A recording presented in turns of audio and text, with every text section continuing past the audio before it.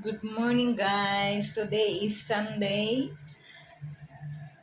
Ito yung aming breakfast for today.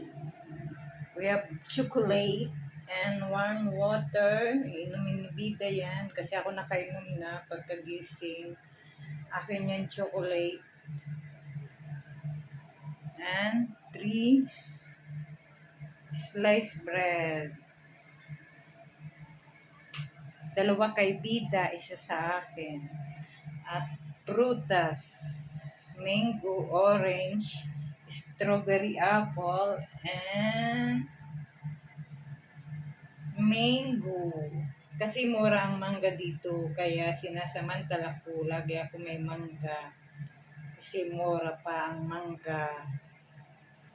Ito ang strawberry apple. Okay, thank you.